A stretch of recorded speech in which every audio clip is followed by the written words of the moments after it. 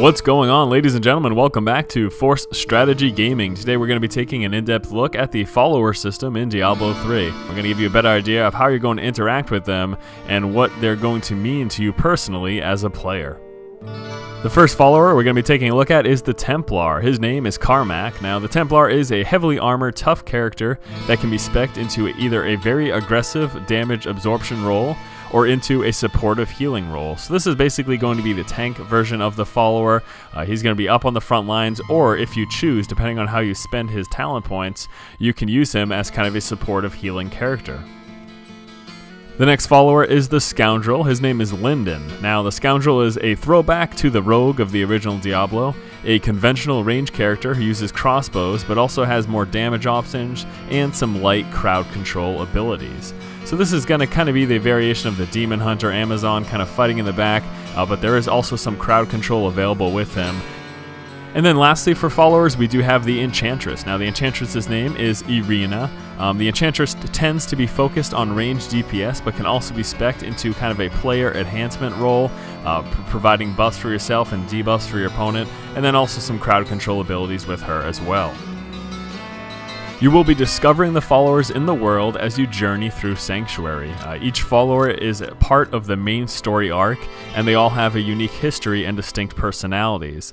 The personalities are a major part of their design, and actually the hope from Blizzard is that you're going to pick followers because you like them just as much as you are for their abilities.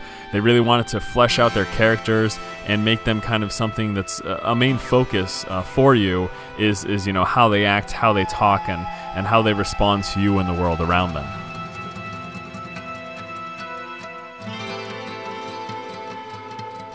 Now it's important to talk about what the focus of the followers are. What are they used for? What's their purpose in the game? And how are they going to work with me as a player? Well, the focus of the followers is to aid players in the single-player normal difficulty, as well as kind of get you excited for co-op play. This is their main focus. They're really not intended to be used much more beyond normal.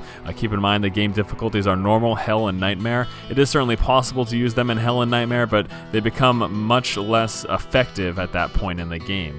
Now, the second part of that is, again, the cooperative play. Diablo 3 is a co-op focused game. The idea with the followers here is to, as you start the game out, maybe if you're not playing with a lot of friends, they want to really reinforce the idea that this is a cooperative game, and it's going to provide you with another partner for when your personal friends are not playing in the game. Now, with that said, it's important to realize that the follower option is actually disabled when playing with friends and in the PvP arena. So if you have a buddy of yours in the game with you, you cannot use your followers. They will in fact be sitting back in town once that does actually come about happening. In terms of how effective the followers are going to be, you do want to realize that they will never really be outperforming your hero. The main goal and the main purpose of the followers in terms of their combat ability is to be supportive for you. It's to help you out, to give you a little extra boost, and to maybe compensate for what your hero lacks in terms of effectiveness. So if you have a ranged caster such as the Wizard, then being able to have the Templar tank version is going to be very effective and complementary to your build. Now, you can only use one follower at any given time. Once you have encountered them all, they can be switched out by simply returning to your caravan in town and then deciding, okay, I don't want to use the Templar any longer, now I'm going to be using the Scoundrel. Or when you're done with the Scoundrel and you want to use the Enchantress, you're just going to have to head back to your caravan in whatever town that you currently reside.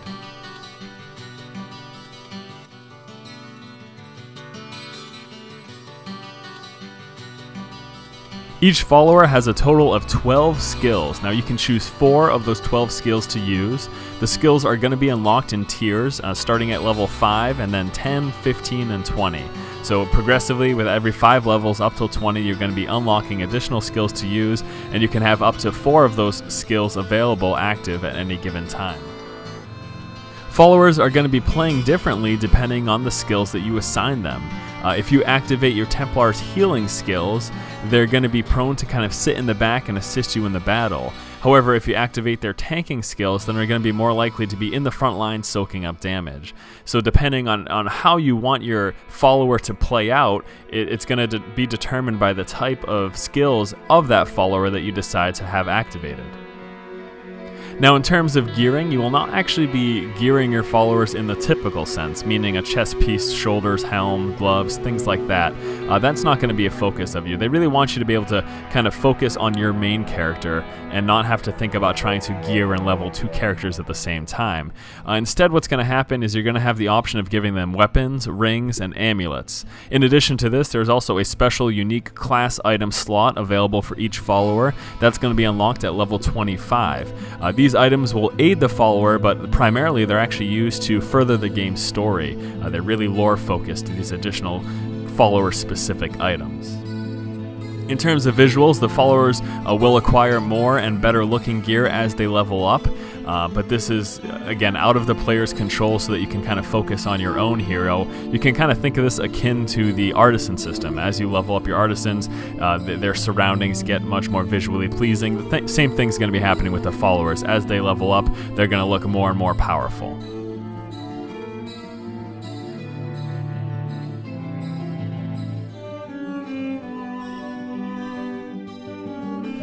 Now, in terms of leveling the followers, you're actually not required to quote-unquote level your follower in terms of running them around and making them be with you so they can gain XP. What's going to happen is as you level up, the followers are going to stay within your level range, whether or not you use them, basically. So they don't want players to have to go back to town, and if you haven't used, say, the Enchantress for quite some time, they don't want you to have to go back to town and she's 5 or 10 levels lower than you and then have to bring her out and level her up. That's not going to happen. They're going to stay around your level as you work your way up on your own hero. Now, in combat, it's also important to note that followers are never actually going to die. What's basically going to happen is that if they lose too much health, they're going to become incapacitated or go out of commission for a short time. This is looking to be between 15 and 20 seconds. And then once they've kind of recouped and regained their energy, they're going to be right back in battle at your side. So there you go, guys. That was basically a quick recap of the follower system, trying to go over all of the basics behind the followers. So once more, this is going to be kind of an assistant for you in your single player play when you're not playing with your buddies, and the primary focus is for the initial introduction to the game in the normal difficulty. So thank you guys so much for watching. Hopefully you have enjoyed this follower recap. As always, if you like the content, be sure to subscribe to our channel. Keep watching and keep owning.